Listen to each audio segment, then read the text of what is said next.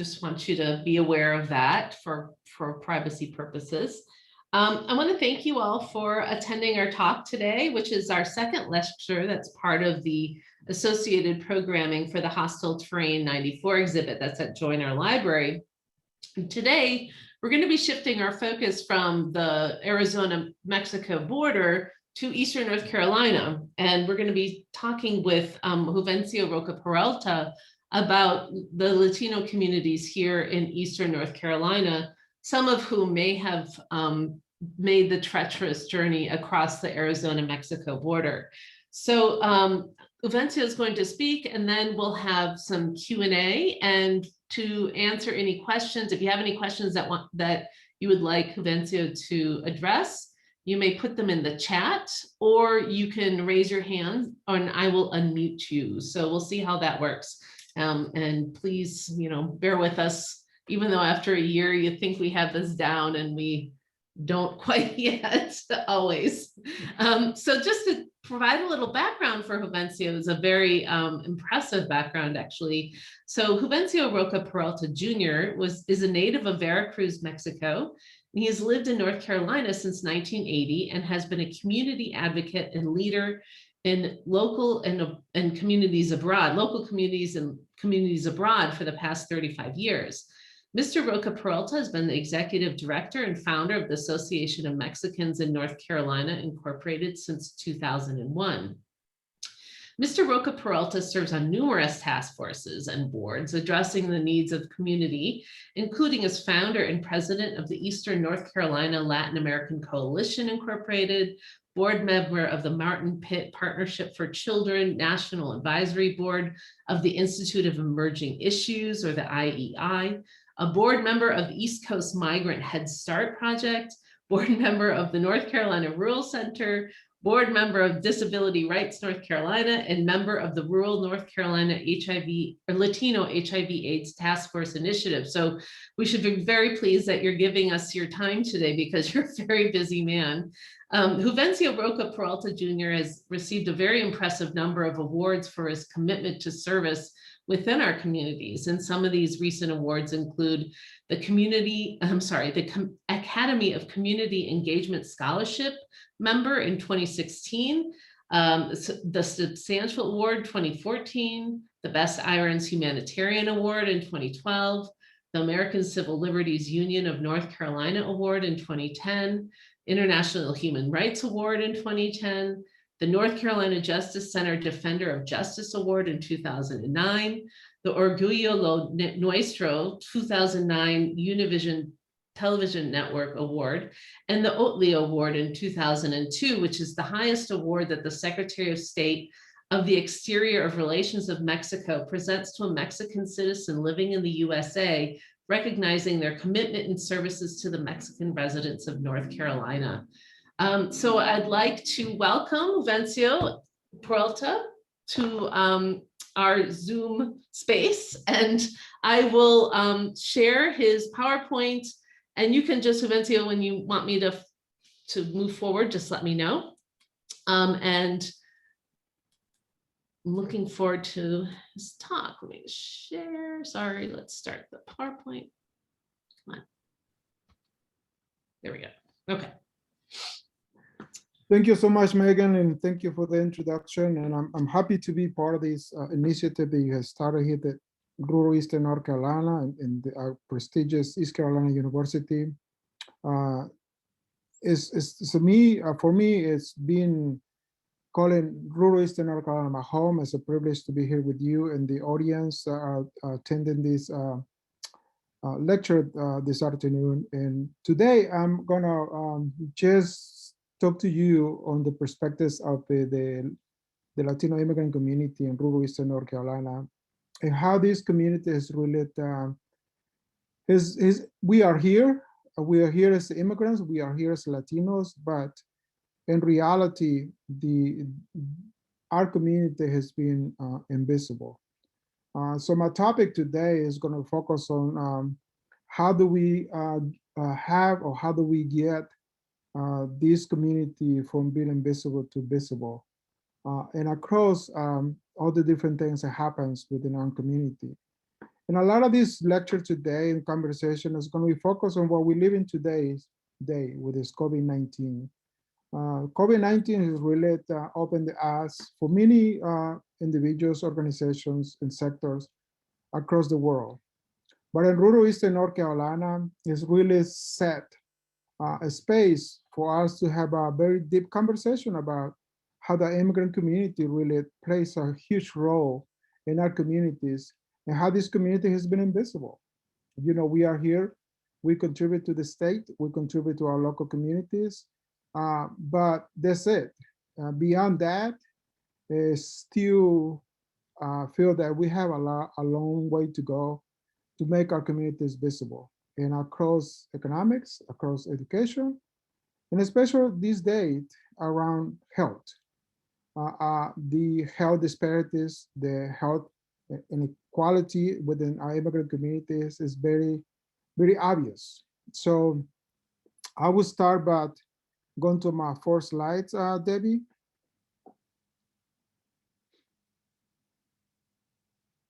So kind of give you a little sense of the Latino immigrant communities is an invisible community.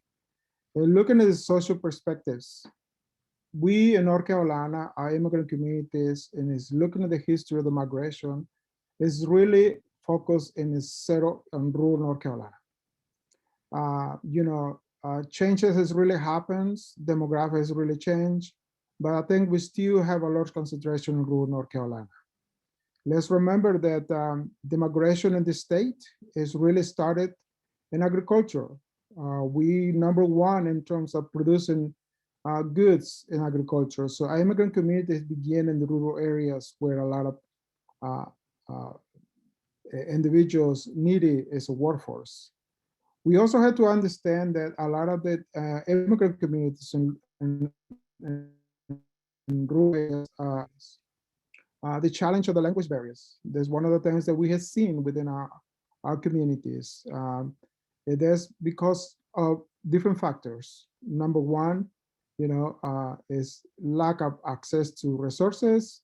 And also we had to be honest with this, with our communities. The status, the documentation status of our immigrant community is really doesn't allow, and to be able to have the privilege is a lot of us we do have.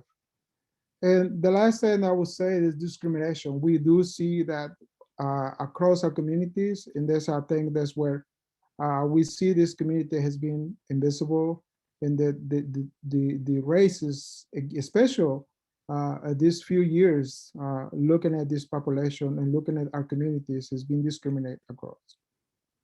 Now let's see the perspectives. We see this often that these communities are overlooked, and also too, Latino immigrants unaware of access to local resources.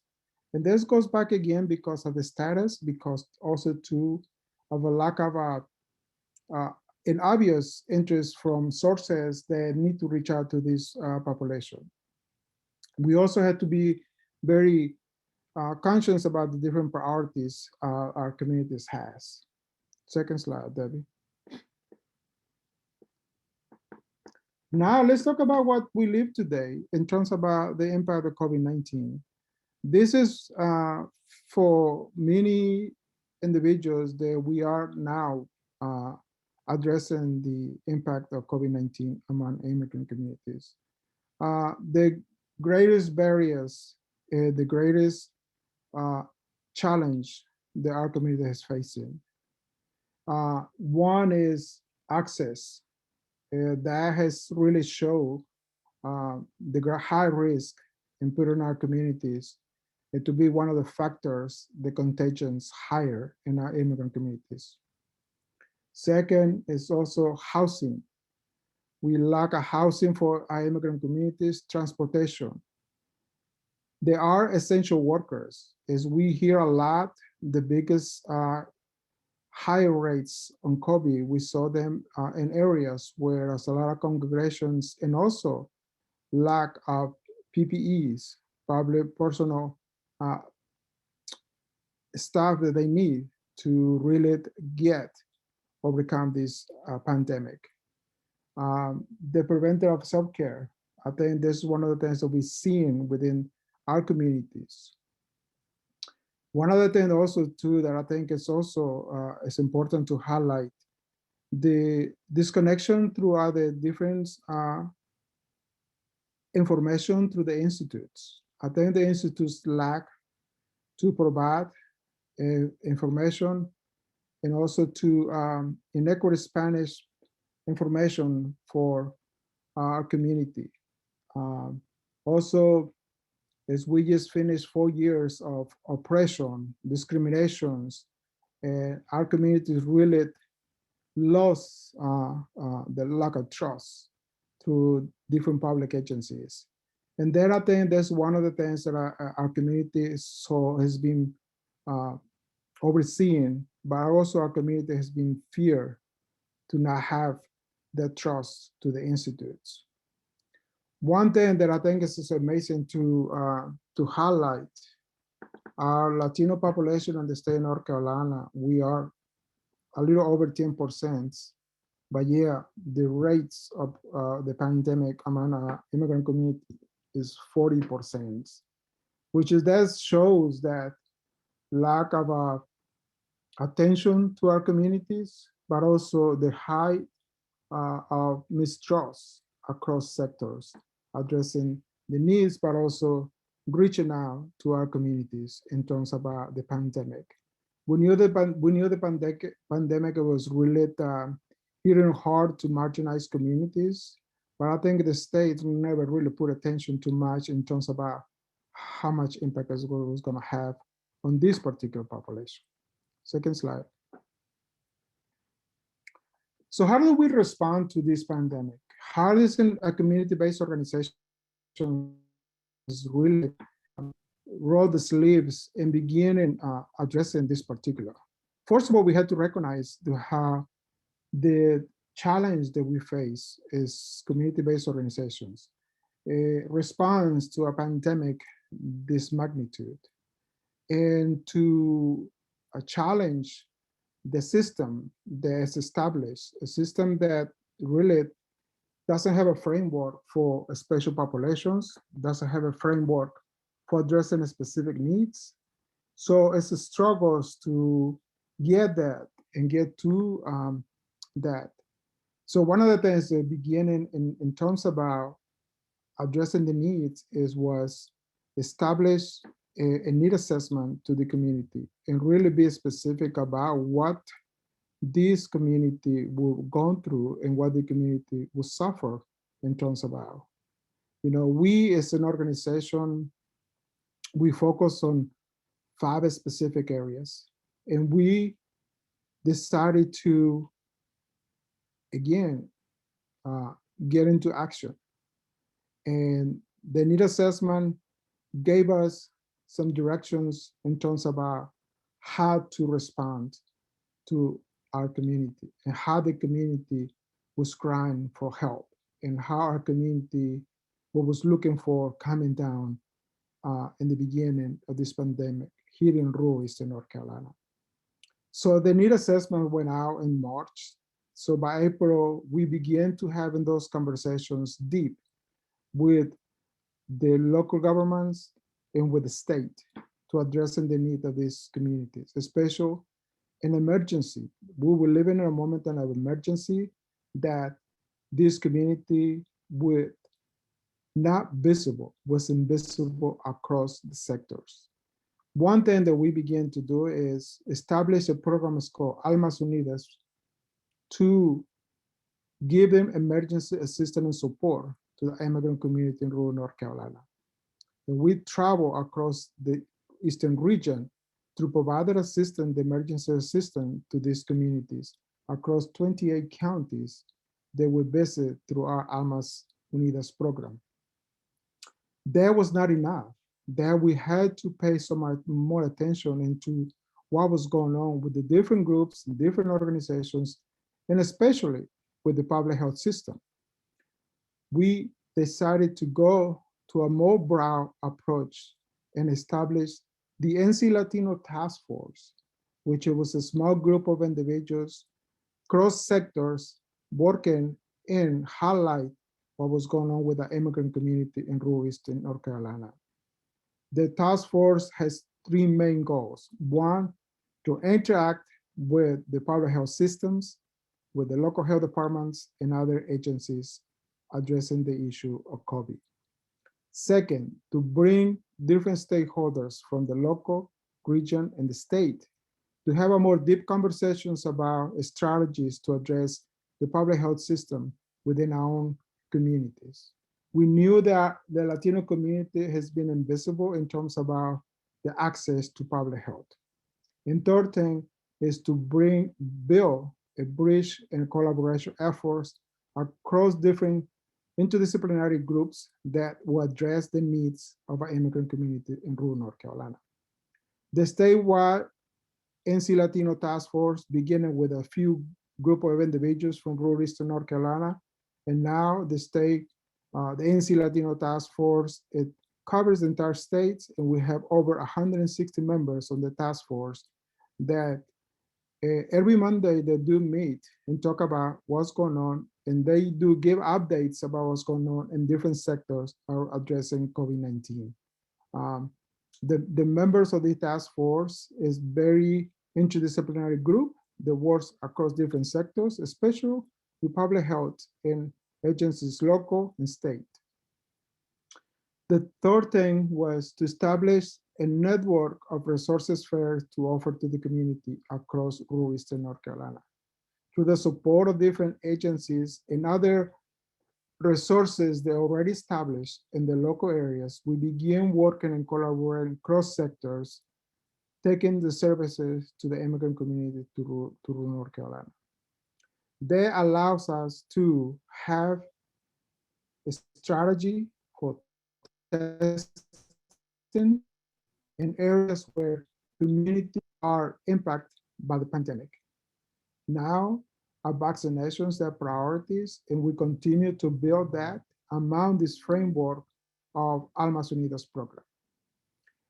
And the last thing was to establish a communications across sectors around media, social media campaigns, and campaign on a regular basis to bring this up and make our community aware, but also to let our stakeholders that there's still a lot of work that needs to be done in reaching out to this population.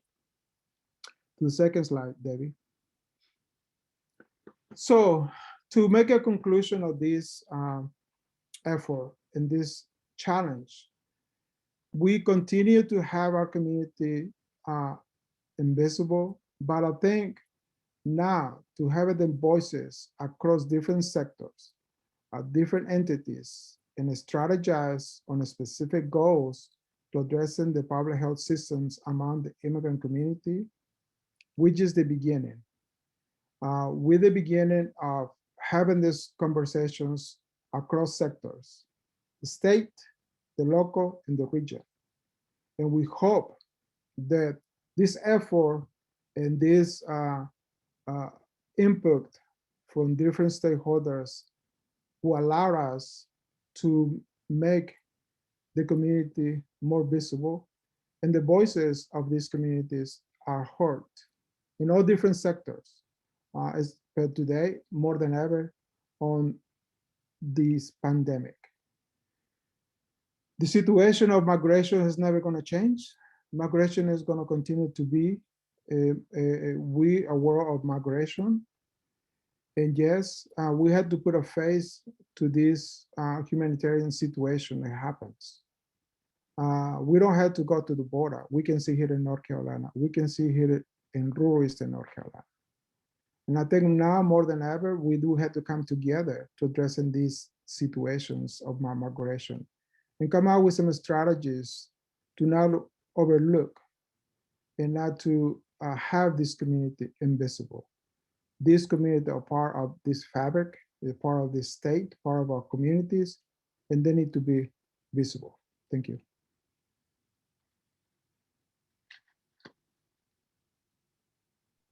Thank you very much, Juvencio. I think that was a very powerful statement at the end there, and you know, that we are always going to have migration, and migration is going to happen everywhere. And just this morning, I was talking with people in Jordan about, you know, how are the Syrian refugees and the, you know, the refugees from the Sudan, are they getting vaccinated, you know, at the refugee camps? And these kind of, I mean, it's a slightly different situation than here, but these are invisible communities that, you know, are part of our world, and we need to, yeah.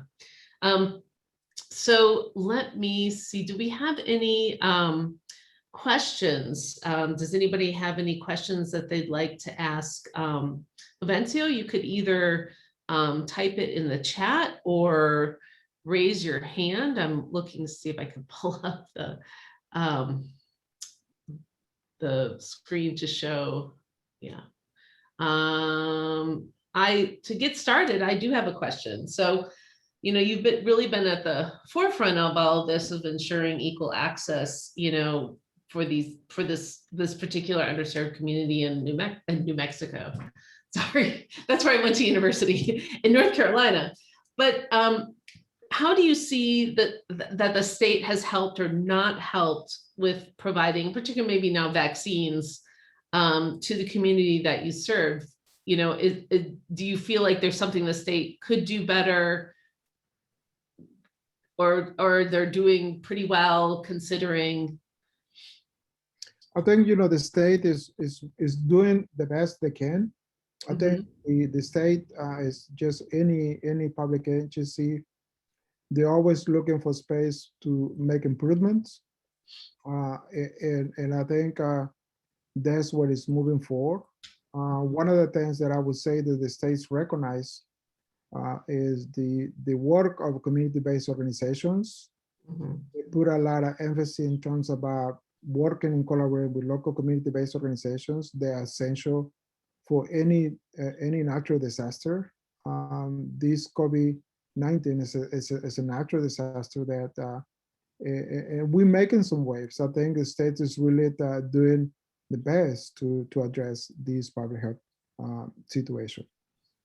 Well, that's good to hear. That makes me feel somewhat happy. We got a question from someone, from Jen Overstreet. I will, let's see, can I unmute? Sorry, it's the first time I've done this. I asked to, oh, I think you're unmuted now, Jennifer. Hello? Oh, maybe she didn't have a question. Okay. Can I see? Hands, but I could ask, that means I get to ask more questions. So do you see our members of, especially the undocumented community here, are they feeling comfortable using some of the community, the larger community vaccination sites? Or are they going to provide, are you providing clinics for people who might not feel comfortable, for example, giving their name and other information to, you know, one of the main sites for vaccination? Well, in the beginning it was a myth, but I think now that a state and also across counties that we have worked with different public health agencies has alleviated the situation. One of the things that I would say that really benefit the immigrant community, that everybody's qualified for the vaccination regardless of the status, and I think it's very clear across the board, and communities can access to the vaccinations. In the beginning with the testing, you know, when we began doing some testings, there was so kind of miscommunications across communities, but I think we doing better now. And I think that goes back again, that trust of agencies or trust of groups that are working with immigrant communities, and across sectors we begin to see different entities working with community-based organizations, especially Latino lead organizations, to address this particular issue. Well, thanks. So Jennifer is good, still trying. She said she does have a question. So let's see if I unmuted her again. Jennifer, can you try speaking again? I don't hear anything.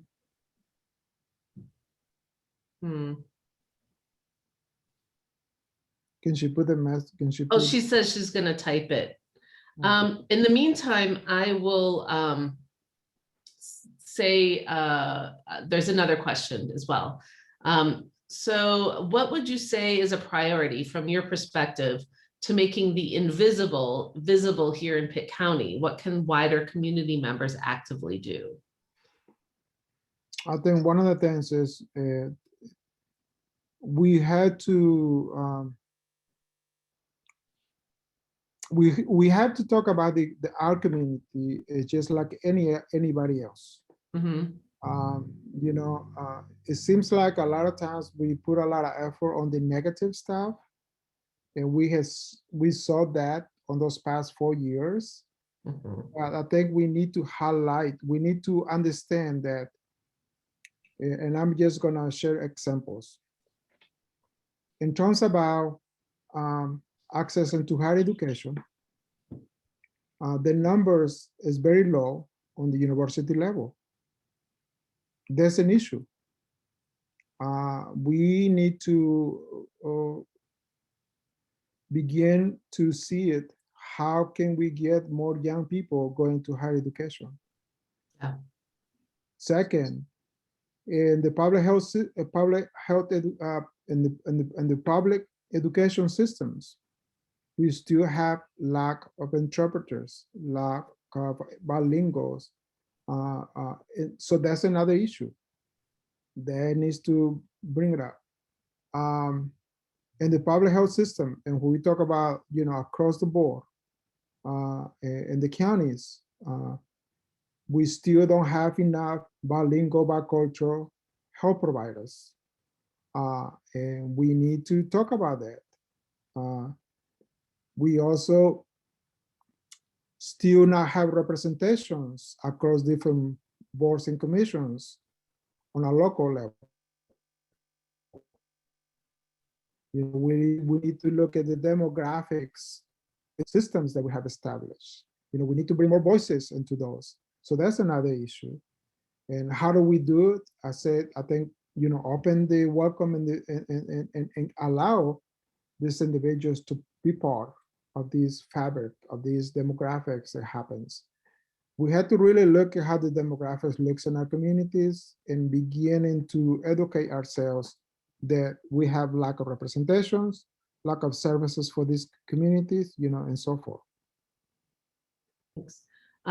So Christy Rhodes has a question. I'm going to unmute her, or try to anyway. Christy, I think you're unmuted. I think we got it. So hello, Juvencio. Always great to see you, of course. Hello, Kristen, how are you? Good.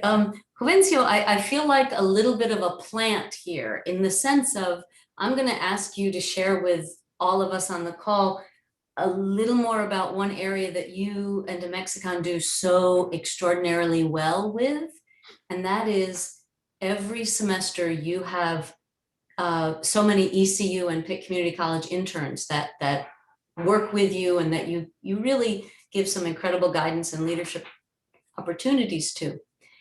Can you share with us, if you like, just a little more like why that's so important to you, but also maybe the growth that you see from the interns, kind of like the what they learn. And thank you. I will. Thank you, Christy. I'll be happy to share with.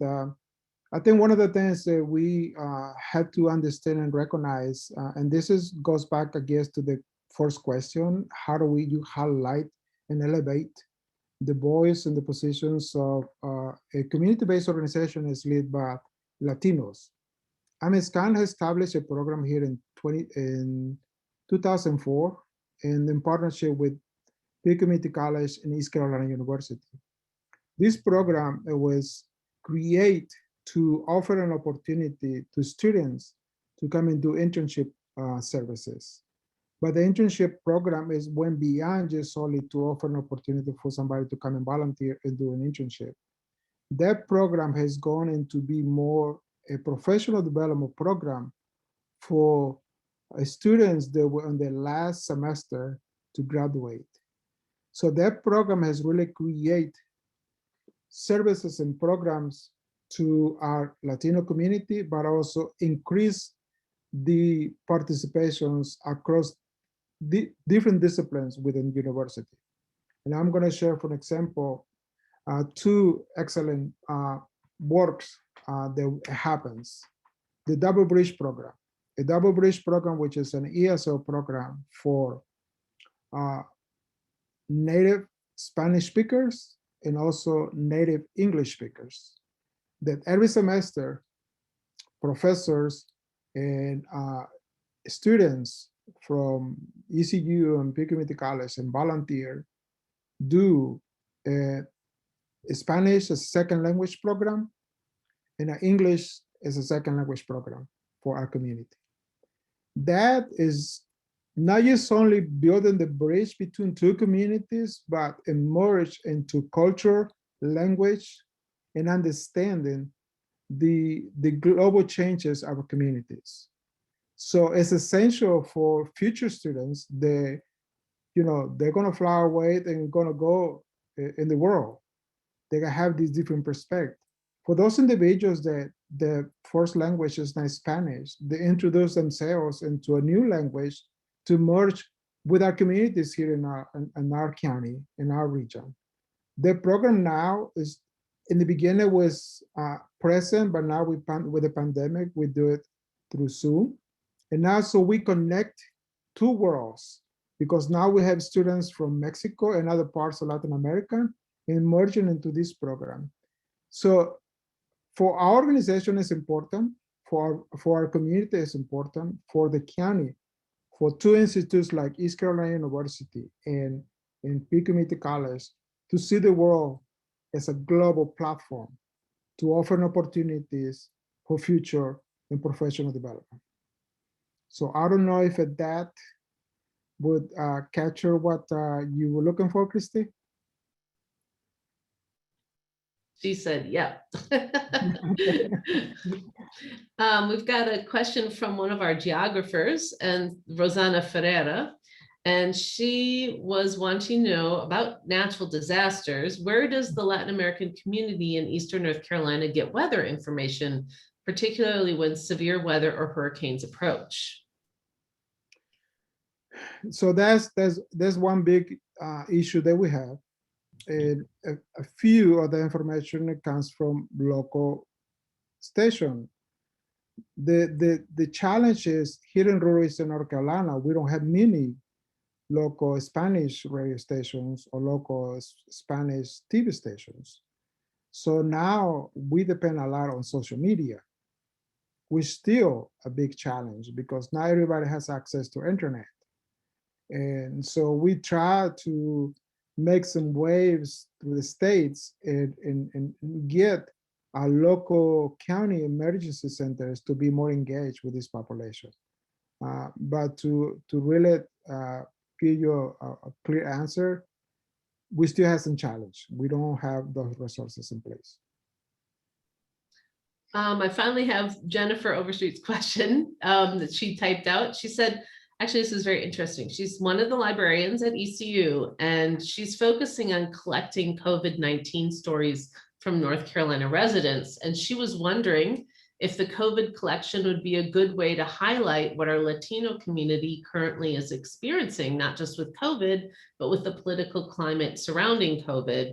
We're working to translate our website materials to Spanish to make this more accessible, but I understand concerns in participating, especially for those who are not documented, because the collection's open to the public. But might be, maybe if you want, I could, Jennifer, do you want to, if you send me your contact information, I can just forward it to Juvencio, and then it's easier to sort of get in touch. That sounds interesting. I would, one of the things that thank you, Jennifer, thank you for taking the effort that direction. I think we need to tell the story, and I think the best way that we can amplify the stories of individuals impacted by COVID-19 is that way. One of the things I also would encourage Jennifer, if her time allows, to come into the meetings on Mondays with the NC Latino COVID Task Force, and we can introduce you to the members of the task force, but also kind of have the connection direct with people there dealing with the situation of COVID right now and trying to find ways to address the particular issue. We had a group of students coming to the task force from UNC Chapel Hill, and they had just finished a project to create a directory of Latino organizations across the state. And it was amazing to see over 100 Latino organizations on the part of the list directory that we're going to be sharing with our members of the task force. So I will encourage her to come to the NC Latino COVID task force. Okay, she said that, yeah, she would love that. And she's, if she could get the information, but I think it's on your website. But I'll forward you her email at any rate. I've already dealt with that. Yeah, Okay. I'm gonna put an email on the. Yeah, it was on your last slide. Mhm.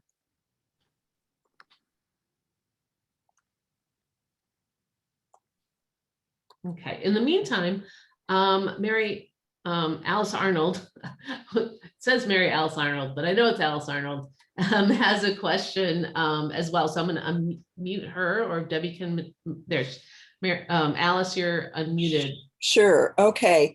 I've been very concerned about the access people have to the COVID-19 vaccine. And somebody described it to me as there's like three groups: the ones that really wanted it yesterday, the ones that say, oh, well, I'll get there, and then those that are actively resistant.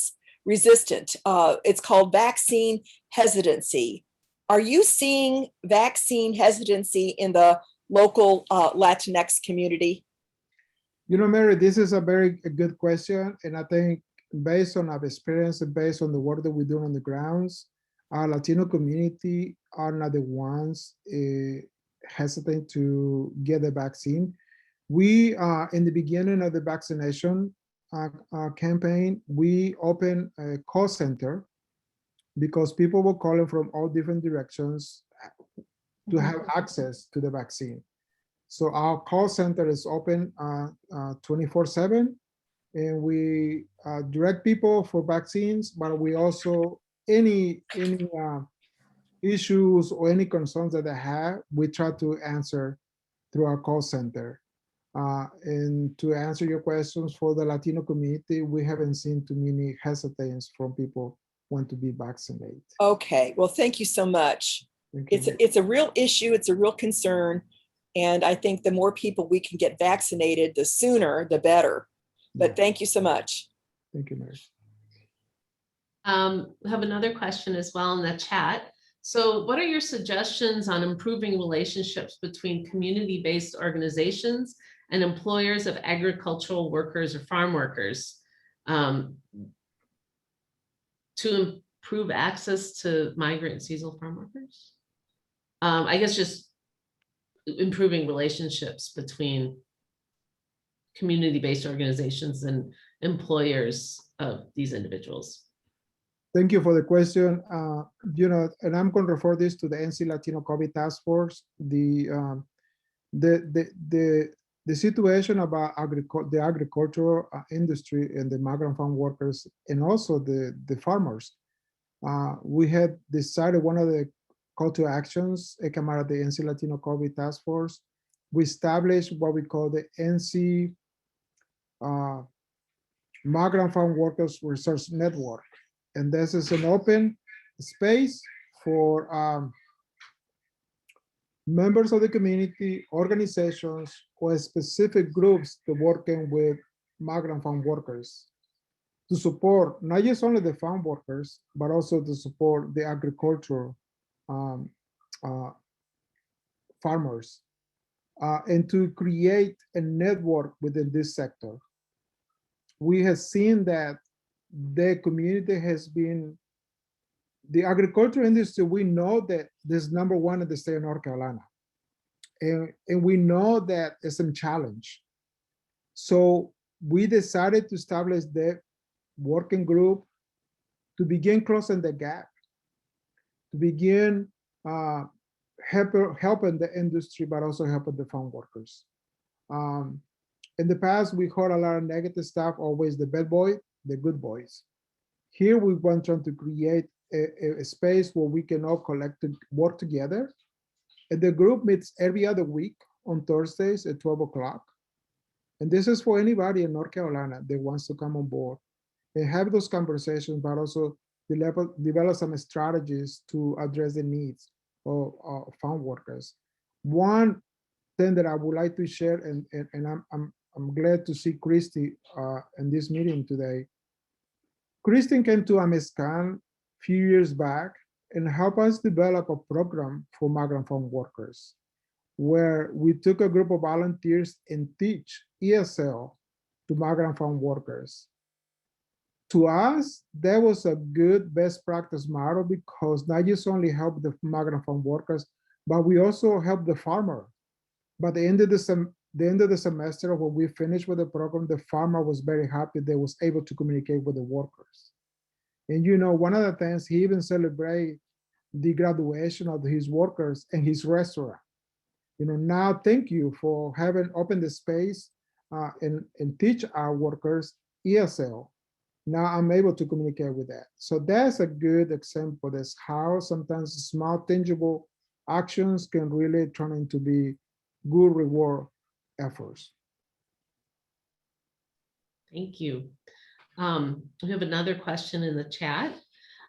So somebody asked, how can we support the immigrant community, which is something you've already answered, but she asks how can we help them be more visible and for undocumented people to feel safe? And what does the immigrant community need the most?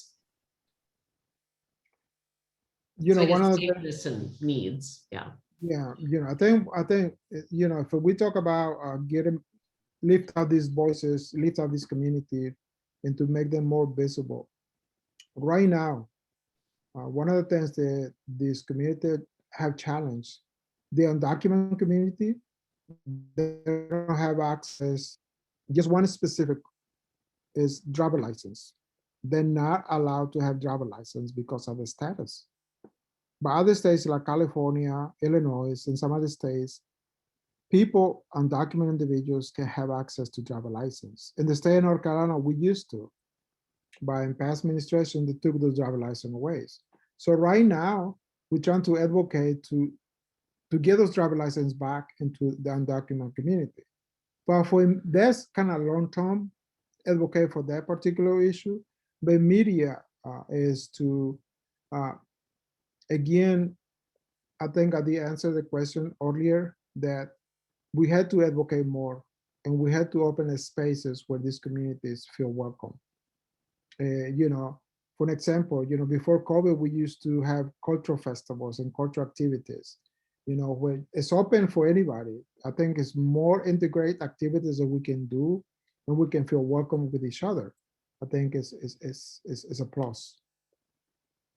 And hopefully once people get vaccinated and we'll be able to do those things again.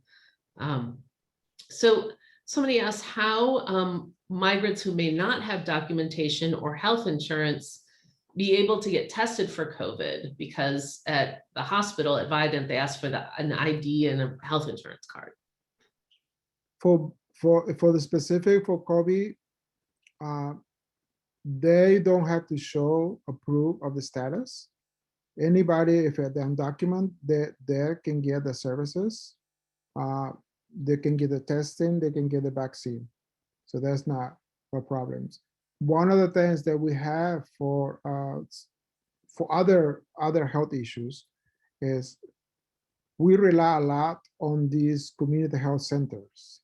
They offer the medical assistance to individuals with undocumented status. So what kind of formal representation, such as people in the legislature, do immigrant Latinos from Eastern North Carolina have? Is there any formal representation at the state level? The only thing that we have in the state level in terms of our representation, the office of the government has what they call the Latino Affairs Office, which is kind of like a bridge between our community and the branch of government. That's the only thing that we have in terms about on the state level. I think what really happens is different branch of government, they will at least they need to have some type of advisory council or some type of committee that focus on Latino affairs. I think just to having one particular office can alleviate the situations. I think across sectors and branch of government, it has to look.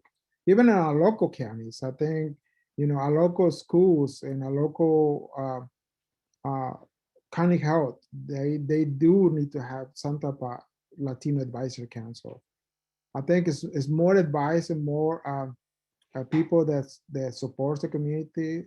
I think it's even better. Great. So that's it for the questions in the chat. Does anybody else want to add anything or have another last minute question? In the meantime, I was just thinking about this. I mean, so is it different, how in reality, how diverse is the Latino group here in Eastern North Carolina? I mean, in terms of, where they came from, culturally, you might have people who came from very rural areas, people came from urban areas, right? Is it, and from different countries, is it difficult to bring these groups together in terms of a shared identity here, or does that sort of fall away and they do feel kinship with each other regardless of sort of their backgrounds back home? Just to kind of give you a little sense of demographics from the Latin American community in rural North Carolina, we do have to recognize the majority are from Mexico, and that has really has always been that way. But we do have some other individuals from other parts of Latin America. Mexico will be number one, and then you have Central America. You have Honduras, Salvador, Guatemala, and then the South American population. And then you have the Caribbean immigrant community comes here to the state. And also you have the other Latin Americans that migrated within the United States into North Carolina. And I have not seen much disintegration with us. I think we all come together as one immigrant community. We're probably going to see in the future where start seeing some generations through generations, but right now, for some generations, Latin Americans, I think we all come together when it comes about some the opportunities that we see. And I think this is one of the things that I think we had to be aware that we are young immigration in the state of North Carolina. By being young, it's always an opportunity to do things better compared to California, Illinois, and other states that has immigration for many, many years. So I think today's days, I think it's more than ever. I think if we embrace this community, we embrace this immigrant community, things are going to look different 10, 20 years from now. But are we willing to do it, or we want to do it? But I think it's an opportunity. Excellent. Thank you so much.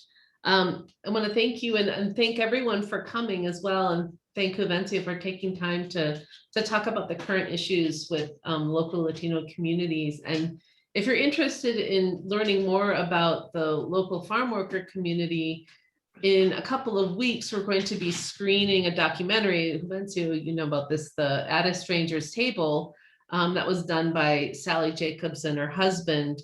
And this will be screened around April 29th, and then we'll have a meeting with the filmmakers who focused on farm worker communities here in Eastern North Carolina. So I'll send out emails about that. And if anybody is not at ECU and wants information, just feel free to get a hold of me, and we'll try to schedule you in. Okay. All right. Well, thank you very much. I appreciate it. It's good to see you. Thank you. Bye-bye. All right. Bye.